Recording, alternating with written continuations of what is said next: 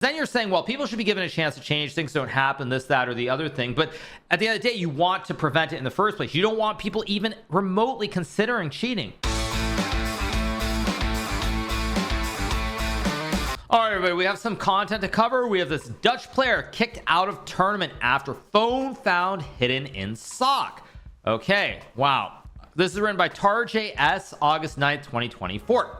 A lower rated amateur player has been kicked out of an open tournament in the Netherlands after being caught with a cell phone hidden in his sock after previously raising eyebrows by defeating much higher rated masters.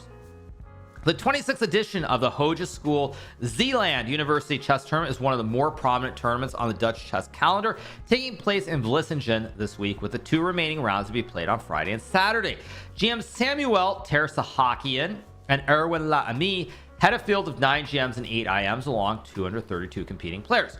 During the 7th round on Thursday, there was controversy when a Dutch player known for competing in the lower tiers of regional chess was kicked out from the tournament for alleged cheating, according to a press release published by ShockSite NL.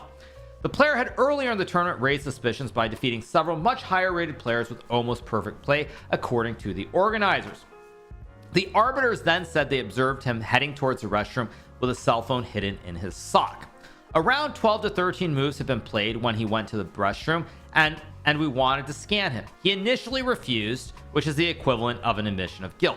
He then allowed the scan, and there was a beep which he claimed was from his watch, but it turned out to be a cell phone. Chief organizer Hans Grofen told a local newspaper, adding that they do not want to identify the player. Okay, this is just great. This is great to hear, actually. So someone was basically cheating. They had a phone hidden in their sock. They were lower rated. But I actually want to add an important point to this. Whether this is over the border online, I think this notion of not identifying players when they cheat is actually very, very wrong. I think something has to change. Like, I get there are legal things probably that surround it, but I think it's a big mistake. I think the fact that players are able to cheat and then their names aren't revealed, I think is a huge problem in chess. I think, if people cheat, they should just be outright named. I firmly believe that. My opinion is not going to change on that. I think the notion that people can cheat and then just go about it on their own time, and it's like nobody's going to know unless you were at the event in the Netherlands, I think it's just wrong. And I think until chess actually deals with this issue, and I think chess.com is trying to deal with it, by the way, but I feel like until chess deals with this issue and it's like naming and shaming, like this is never going to go away. I think it flat out should be. I think just like they're not going to name the player. It's just really it's unacceptable, in my opinion. Unacceptable. All right, but let's keep going with the article. The player was eventually removed from the tournament, and the organizers said that they were reporting the player to the Dutch Chess Federation. Of course, it's unfortunate that this happens to you as an organizer, but on the other hand, you are also glad that such bad apples are removed, Grofen said. Okay, the player's previous results in the tournament still stand pending the organizers' report to the Dutch Chess Federation and an investigation by FIDE's Fair Play Commission. The case could then be referred to FIDE's Ethic and Disciplinary Commission, EDC. The incident this year marks the second cheating case in the Hogeschool Zeeland tournament. In 2022, a player from Singapore was suspended by the EDC for 2 years for cheating in the 2019 tournament. Okay. The confession made via email to FIDE more than 2 years after the event detailed how he had used the phone to find moves during 4 of his games. The arbiters had never suspected him of cheating during the tournament. Oh wait, that's actually really bad. So someone basically admitted it long after the event, but they didn't suspect him during the tournament. Yikes. In 2019, chess.com also covered the case of a player caught with a phone during the Dutch Open Championship in the Netherlands. The 19-year-old amateur with a national rating of 1512, who had previously been suspected of cheating due to strong results in several tournaments, was eventually caught carrying a phone when he was scanned with a metal detector. The issue of cheating at both online and over-the-board tournaments has become increasingly prevalent in recent years, with organizers being forced to adopt stricter anti-cheating measures. The use of metal detectors has become more common during high-profile events, but it's also not unusual to have almost no fair play measures at all in Grandmaster level tournaments. Okay, so they don't really name who the player is or exactly what's going on. As I said, I think that's a big mistake to not do that, but it's always going to be a problem unless you have metal detector scans at all these tournaments. It's going to be a big issue. It's always going to be a big issue as I see it. I don't think there's any way of getting around it, honestly. Kids make mistakes and they should be given a chance to change for the better. So you're but this is the point. Like at the end of the day though, is it okay or not okay? That's the thing, because then you're saying, well, people should be given a chance to change, things don't happen, this, that, or the other thing. But at the end of the day, you want to prevent it in the first place. You don't want people even remotely considering cheating. You don't want people even cheating to begin with. So I think having drastic draconian measures is a good thing. I think that's how it should be, because you want it as a preventative measure. That's what I think is important about the whole topic. Like, you can say that, but you don't want someone even thinking about it in the first place. So you should just be like, nope, not acceptable, not acceptable.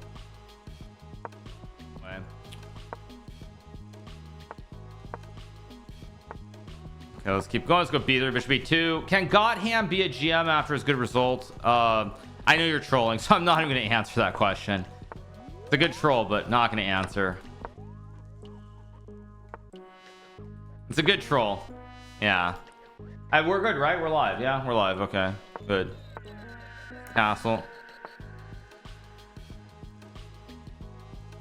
Okay, what do I want to do? I guess I'll go A3 and B4 here. And maybe queen B3, maybe B5 somewhere. Pressure the pawn. There's also knight H4 looming. Go here because I can take with a knight. Logical. I'll go A4, of course. Probably gonna go bishop A3 to get rid of this bishop on D6 and try to pressure this pawn. Let's go here. Okay, logical. I could obviously trade. I think I should trade. He takes. Okay, I'll go here. I've got a very, very nice position here. I'm just gonna stack the rooks. Very pleasant play. Bishop C8's a pretty good move. I'll go here.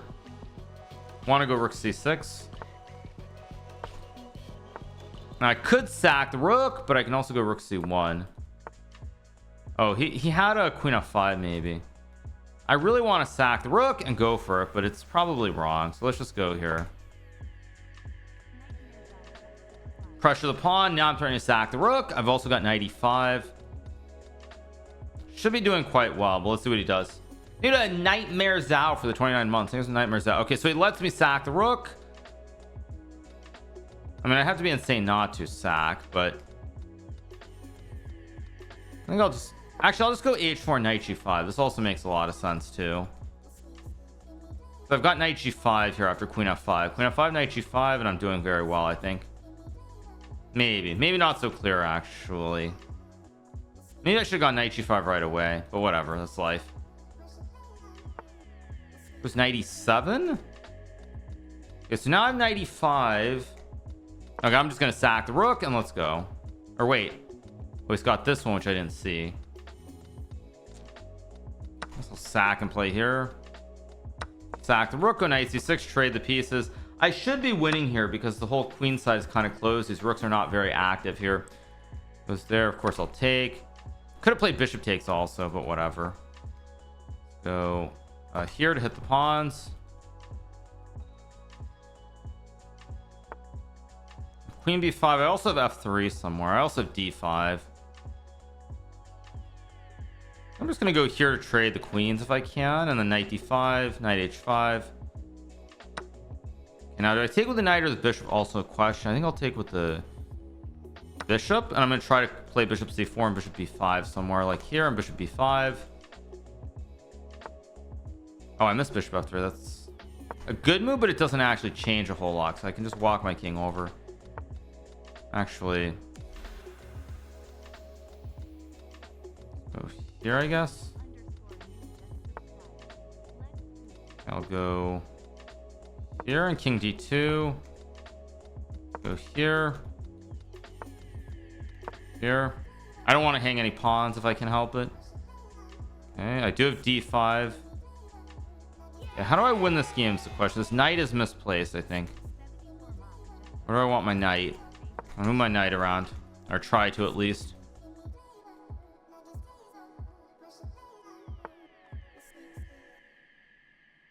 Don't like F5 actually.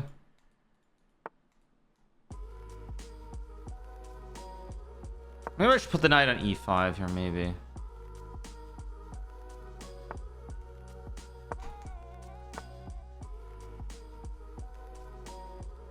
Here.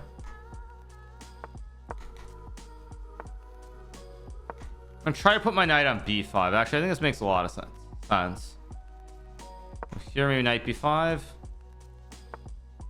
Does nothing. Start pushing the p. I think I should be winning here with d6 sooner or later. Clash of Blames is going on. They have 74 mopping at Lanu and Molziao. But go here. Okay, I could go c7. I think I'm just gonna go here and c7 next move. Oh, I just blundered, didn't I? I did. Go here though. He missed. I think f6 and bishop e8 was maybe okay for black, but he missed it luckily. Go here. And now I should just win the game.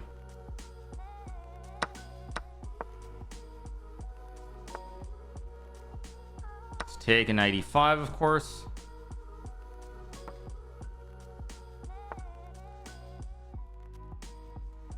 Go here and rook c6.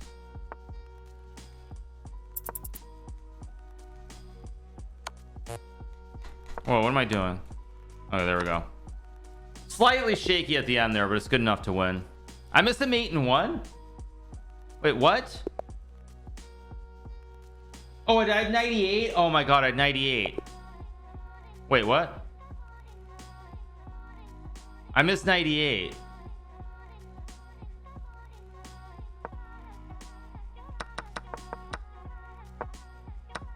Yeah, 98 is mate. Yeah, 98 is checkmate. Yeah, terrible.